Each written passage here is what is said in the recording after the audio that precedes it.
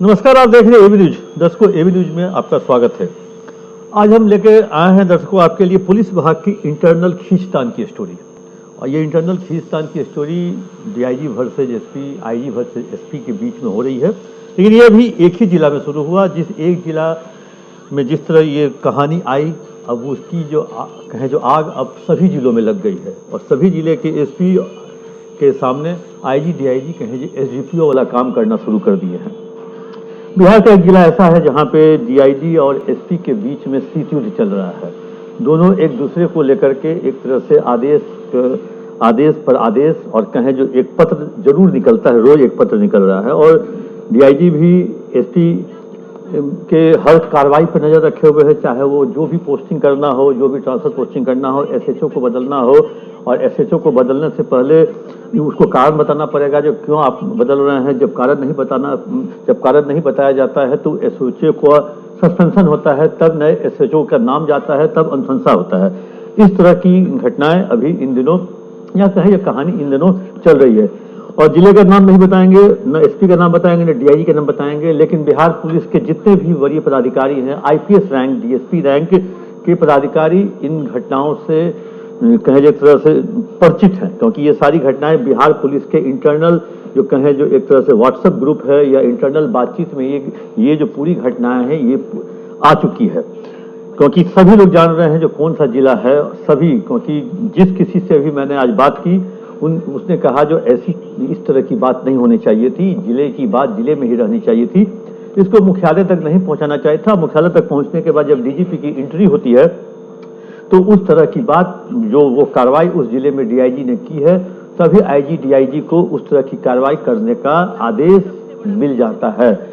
अब डीएसपी बात ये एक जिले में एक एसपी पहुंचते हैं, उनका कहना है, जैसा कि उनका कहना है, क्योंकि हम वहां मौजूद नहीं है, वो क्या कर रहे हैं नहीं कर, उनका कहना है जब वो पहुंचते हैं तो जब वो पहले दिन रात्रि में गश्ती में निकलते हैं तो उनको दिखता है जिप्सी जिसपे पुलिस वाले बैठे हुए हैं, लेकिन उनका नेम प्लेट नहीं है, कौन से थाने की ये गाड़ी है, कुछ भी नहीं लिखा हुआ है।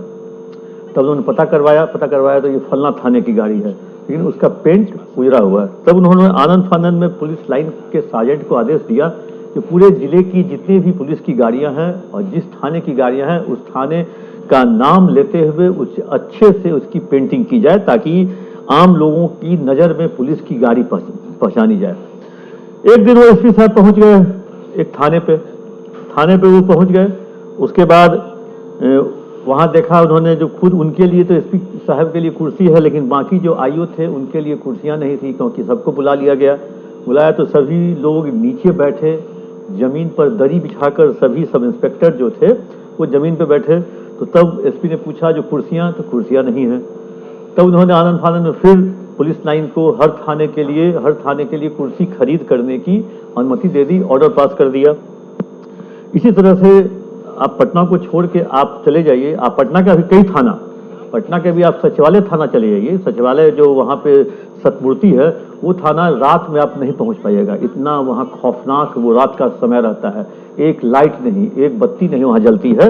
कई थाने ऐसे हैं पटना में जो अभी भी अंधेरे में रहते हैं। अगर अंधेरे में सचिवालय थाना आपको पहुँचना हो तो आपको डर लगेगा।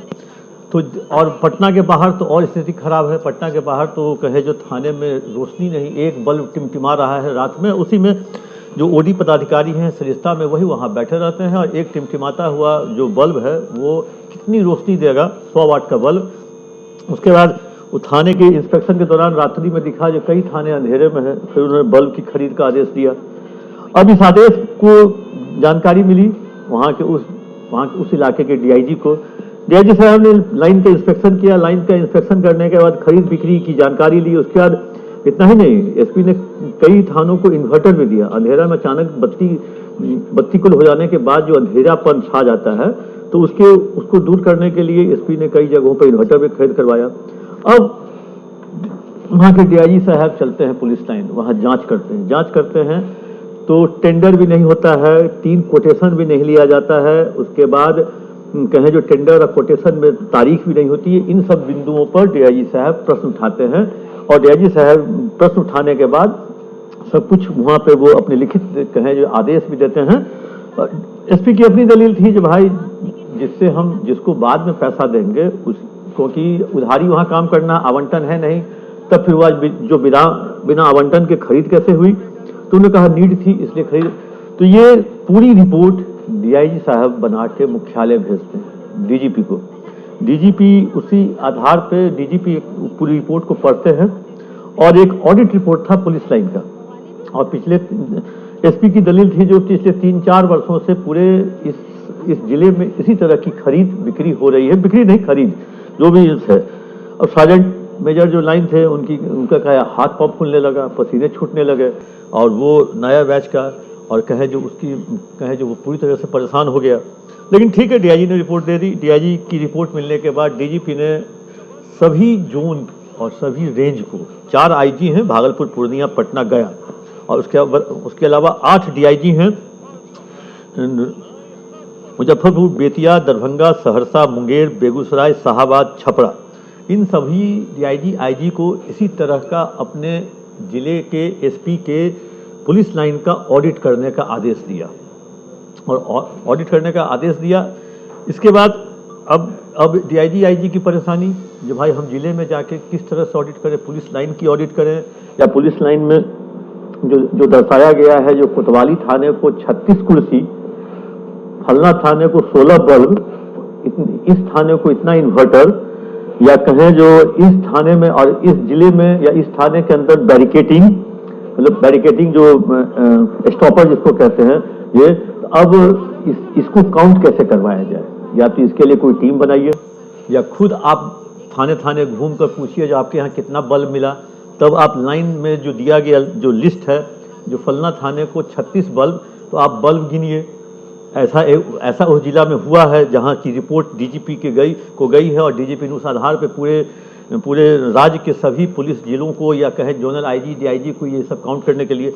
अब डीआईजी की परेशानी या आईजी की परेशानी है जो ये ऑडिट करे कैसे। खरीद होके, बिक्री होके पुलिस लाइन में तो आ गई, पुलिस लाइन ने दिखा भी दिया जो फलना थाने को इतना बल्ब, इतना स्टॉपर, इतना इन्वर्टर या वाटर कूलर या कहें जो चेयर, लेकिन अब उसकी गिनती कैसे हो, वो थाने को उतना मिला कि नहीं मिला, इसका अब ऑडिट कैसे होगा। इसको लेकर के कहें जो सभी डीआईजी और आईजी, और अभी सभी डीआईजी आईजी निकले हुए हैं वेस्ट बंगाल में चुनाव के ऑब्जर्वर के रूप में। अभी बिहार में 17 डीआईजी गए हुए हैं पश्चिम बंगाल चुनाव कराने के लिए, जिसमें सभी जोन के लगभग हैं ही, मतलब 17, मतलब मुख्यालय से भी 5 और यहाँ से भी लगभग 8-9 फील्ड से, तो सभी डीआईजी अभी गए हुए हैं पश्चिम बंगाल ऑब्जर्वर बन के। तो अब इनके लिए परेशानी, आज मेरे कुछ लोगों से बातचीत हुई, उन्होंने कहा जो बिनाहक का ये जो कहें जो परेशानी हम लोग के माथे पे आ गई है, और हम केस का अनुसंधान करें, केस का डिस्पोजल करवाएं, वारंट कुर्की तामिला हुआ कि नहीं हुआ, वो एसपी से हम बात करें कि एसपी से हम पूछे जो आपने जो कुर्सियां खरीदी वो किस किस थाने को कितना कितना भेजा, आपने जो बल्ब खरीदा वो कहाँ कहाँ किस किस थाने में कितना गया, उसका ऑडिट करने के लिए। तो ये एक बड़ा इंटरेस्टिंग है जो अब डीआईजी घूम घूम कर कुर्सी और बल्ब गिनेंगे, जो फलना थाने में कितनी कुर्सियां आई हैं, फलना थाने में कितना बल्ब लगा है, वाटर कूलर। अब एक नया काम बिहार पुलिस के डीआईजी को, या आप कहें जो डीआईजी को डिमोट करके इस काम के लिए, अगर इस काम को करना है तो डीआईजी को आपने डिमोट कर दिया है, डीआईजी को डिमोट करके डीएसपी का काम दे दिया है। और इसको लेकर के पुलिस महकमे में जो जिसको हम लोग कहते हैं बाघ छाप आईपीएस, तो उस महकमे में बहुत अच्छी, मतलब इसको नहीं माना गया है जो ये अच्छा काम, इस काम को उसी जिले में निपटा लेना चाहिए था, इस चीज़ को बाहर आना भी नहीं चाहिए था। इसको लेकर के मरमरिंग है। अब देखना है जो डीजीपी आज उस जिले के शायद एसपी डीजीपी से मिलने वाले भी हैं अपनी बात रखने के लिए, लेकिन जो भी हो इस चीज़ को लेकर के बिहार पुलिस के जो अधिकारी हैं, वो अधिकारी संवर्ग के जो है वो इससे ज़्यादा खुश तो नहीं है। जो अगर उन लोगों का कहना है जो अगर एक डीएम और एक एसडीओ जब अपने इलाके के लिए करोड़ों का खर्च कर सकता है, तो एक एसपी अगर लाखों का खर्च करता है तो उस पर उंगली नहीं उठनी चाहिए, क्योंकि एसपी के पास जैसे पटना ही में 100 थाने हैं, और 100 थानों का अगर हिसाब किताब कुर्सी और बल्ब का अगर पटना का सीनियर एसपी रखने लगेंगे तो फिर अन्य काम वीवीआईपी ड्यूटी, क्योंकि पटना में अधिकतर समय पटना के सीनियर एसपी का समय वीवीआईपी ड्यूटी प्रोटोकॉल में, मुख्यमंत्री अगर जा रहे हैं एयरपोर्ट तो उनको वहाँ पे सी ऑफ करना है, फिर अगर आ गए हैं तो उनको रिसीव करना है, मुख्यमंत्री का पटना शहर में जहां भी कार्यक्रम होगा उस कार्यक्रम में पटना के डीएम और सीनियर एसपी का रहना जरूरी है। ये भी देखना है कोई बड़ी वारदात हो जाती है उसकी मॉनिटरिंग करना है। वैसे पटना में 3-4 एसपी हैं, ग्रामीण एसपी के अलावा 3 एसपी ईस्ट वेस्ट जो है और सेंट्रल। लेकिन अगर क्योंकि इसी के लिए एक सिस्टम बनता है, लाइन बाबू, सार्जेंट मेजर, जो इन चीज़ों को देखता है। लेकिन विश्वास भी एक चीज़ होती है और विश्वास पर ही दुनिया टिकी है। आपको अपने नीचे के लोगों पर विश्वास भी करना ही पड़ता है। ठीक है, ये माजरा हम नहीं पढ़ेंगे आखिर क्या है उस डीआईजी और उस एसपी के बीच का, ये क्या यही मामला है या कुछ और मामला, दूसरा मामला भी है। क्योंकि कुर्सी गिनना और बल्ब गिनना ये बहुत बड़ा मैटर किसी डीआईजी के लिए नहीं हो सकता है। हो सकता है कोई और बात दिल से लगा बैठे हो और उसी के तहत ये कार्रवाई चल रही हो। दसवां देखता है जो आखिर कौन डीआईजी क्या क्या किस तरह के ऑडिट करते हैं, उस ऑडिट पे भी हमारी नज़र रहेगी। जैसे ही कुछ अपडेट होगा आप तक पहुंचाएंगे। तब तक के लिए इजाज़त। आप अपना कमेंट बॉक्स में जाकर जरूर दें।